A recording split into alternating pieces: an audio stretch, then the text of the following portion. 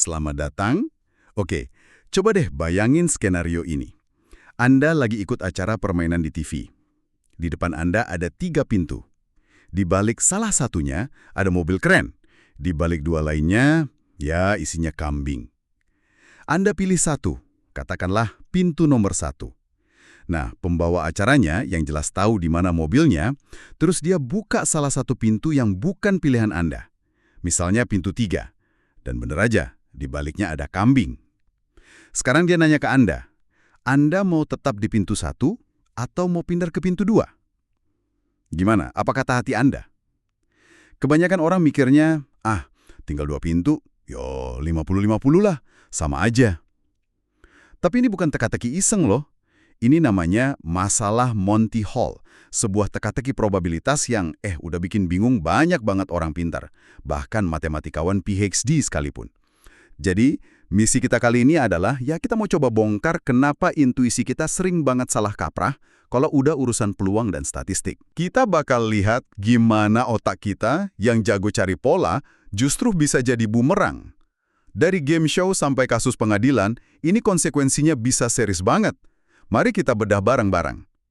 Oke, kita mulai dari kasus Monty Hall ini ya. Yang paling heboh mungkin waktu Marilyn Vos Savant, yang IQ-nya katanya tertinggi di dunia, jawab teka-teki ini di majalah. Dia bilang dengan tegas, Anda harus selalu pindar pintu.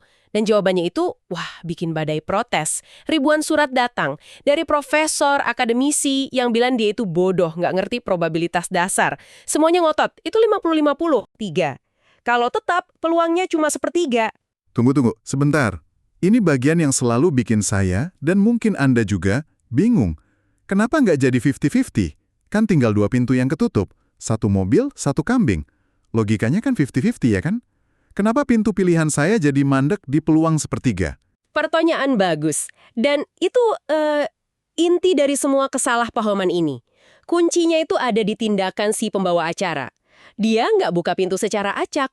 Dia tahu di mana mobilnya, dan dia sengaja buka pintu yang isinya kambing. Tindakannya itu ngasih Anda informasi baru yang penting banget. Gini cara mikirnya.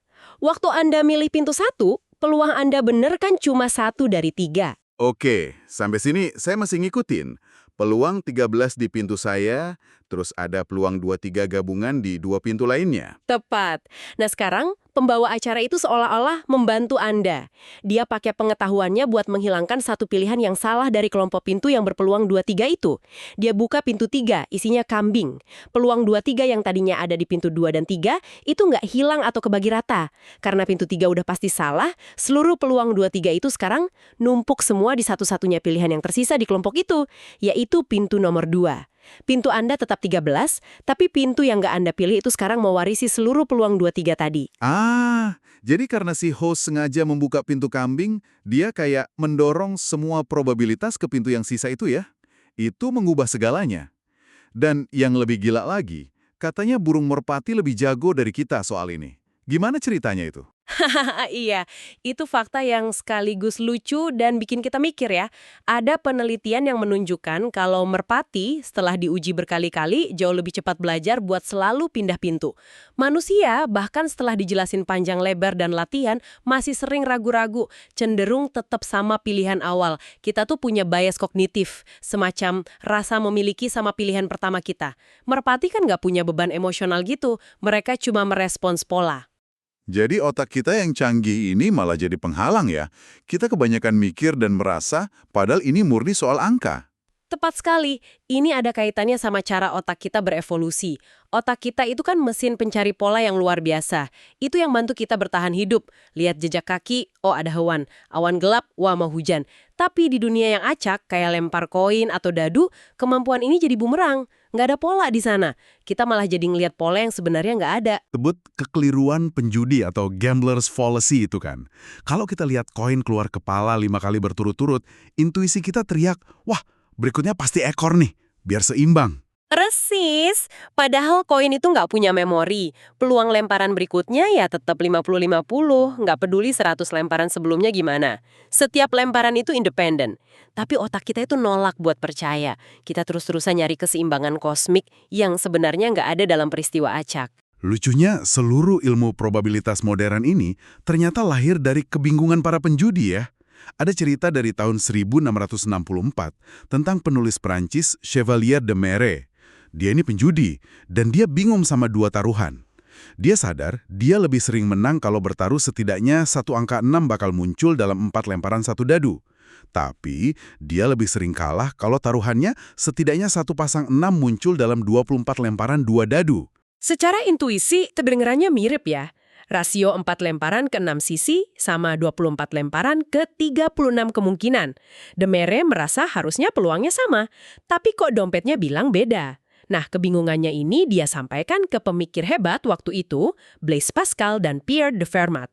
Dan dari surat menyurat mereka buat mecahin masalah judi ini, lahirlah teori probabilitas. Betul, upaya mereka buat mengalahkan peluang di meja judi malah melahirkan kerangka matematis untuk memahami keacakan itu sendiri.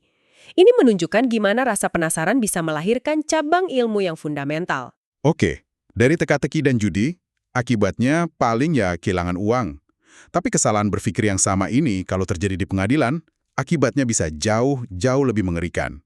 Ada satu kasus dari Inggris yang tragis banget, kisahnya Sally Clark.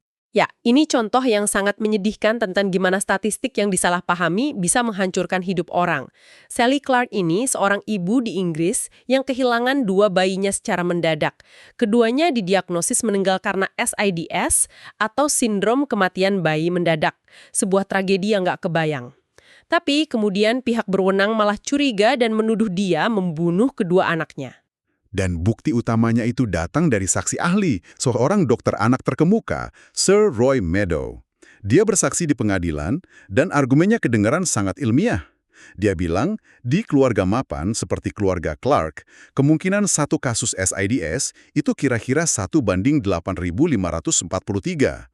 Lalu dia lanjut, kemungkinan terjadinya 2 kasus SIDS adalah 1:8.543 dikali 1:8.543.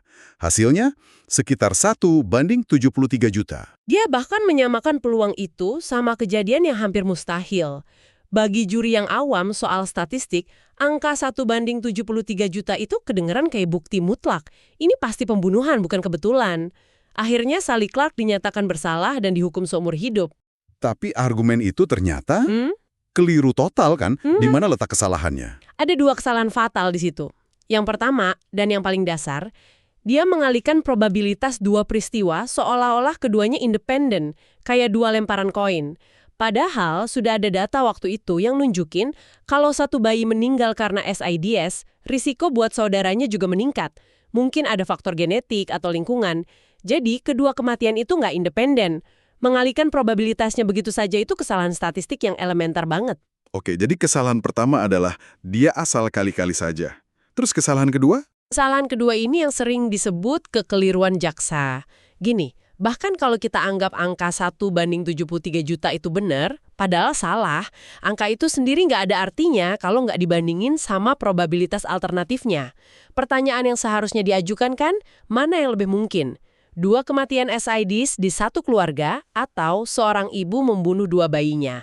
Tanpa membandingkan 2 probabilitas ini, menyajikan satu angka dramatis kayak 1:73 juta itu sangat menyesatkan. Itu cuma setengah dari cerita.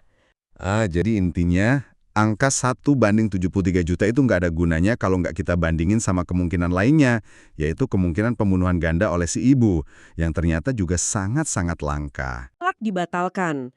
Sayangnya, hidupnya udah hancur. Ini pengingat yang mengerikan soal pentingnya melek statistik.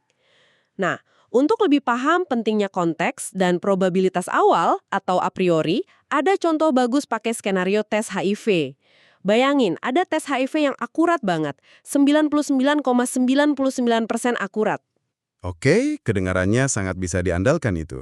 Betul. Sekarang kita lihat 2 skenario. Skenario pertama, kita pakai tes ini di populasi umum berisiko rendah. Tingkat infeksinya cuma 1 dari 10.000 orang. Kalau kita tes 10.000 orang, bakal ada 1 orang yang memang positif dan hasil tesnya positif. Tapi dari 9.999 orang yang sehat, karena tes ini akurasinya 99,99%, artinya ada kemungkinan salah 0,01%. Ini berarti bakal ada satu orang sehat yang dapat hasil positif palsu. Tunggu, jadi bakal ada 2 orang yang hasil tesnya positif tapi cuma 1 yang beneran terinfeksi. Tepat sekali. Artinya, kalau Anda dari populasi ini dan dapat hasil positif, kemungkinan Anda beneran terinfeksi itu cuma 1:2. Atau 50%. Cuma 50%, padahal akurasi tesnya 99,99%. Itu luar biasa menyesatkan. Jadi, setengah orang yang dapat hasil positif di kelompok itu sebenarnya sehat. Wow. Sekarang bandingkan sama skenario kedua. Tesnya sama persis, tapi kita pakai di populasi berisiko tinggi. Misalnya pengguna narkoba suntik, di mana tingkat infeksinya 1,5% atau 150 dari 1.000 orang. Kalau kita tes 10.000 orang ini, bakal ada 150 orang yang memang positif. Dari 9.850 orang yang sehat, akan ada sekitar 1 orang yang dapat hasil positif palsu. Jadi total ada 151 hasil positif. Di kasus ini, kalau Anda dapat hasil positif, kemungkinan Anda benaran terinfeksi adalah 150 dari 151. Itu sekitar 99,34%. Jadi ini bukti nyata ya. Sebuah angka statistik yang sama tembaknya akurat, 99,99%, bisa berarti 2 hal yang beda banget, tergantung dari mana kita mulai. Konteks itu segalanya. Berita di media yang cuma bilang, tes baru 99,99% akurat, itu bisa bahaya banget, karena kita nggak tahu populasinya yang mana. Sangat berbahaya. Dan penelitian nunjukin, kalau menyajikan data sebagai frekuensi alami, kayak tadi, 1 dari 10.000 orang, itu jauh lebih gampang dipahami semua orang, termasuk dokter, dibanding cuma persentase abstrak. Jadi, kalau kita rangkum nih, pelajaran utamanya apa? Jelas banget kalau intuisi kita itu panduan yang buruk kalau berhadapan sama keacakan dan probabilitas. Dari teka-teki sepele sampai keputusan hidup mati, kemampuan buat berpikir kritis terhadap statistik yang disajikan ke kita itu vital banget. Kita harus selalu melatih diri buat bertanya, peristiwa ini beneran independen? Enggak. Apa probabilitas awalnya? Konteksnya apa? Apa kemungkinan lain yang nggak disebutin? Ini membawa kita ke pemikiran terakhir. Ada kutipan terkenal, seringnya sih dihubungin sama Mark Twain, yang bunyinya. Ada 3 jenis kebohongan. Kebohongan biasa, kebohongan terkutuk, dan statistik. Benar, dan di era informasi kayak sekarang, di mana kita dibanjiri data tiap detik, mungkin udah waktunya kita balik cara pandangnya. Mungkin statistik bukan lagi alat buat bohong, tapi justru alat buat bertahan hidup dari kebohongan.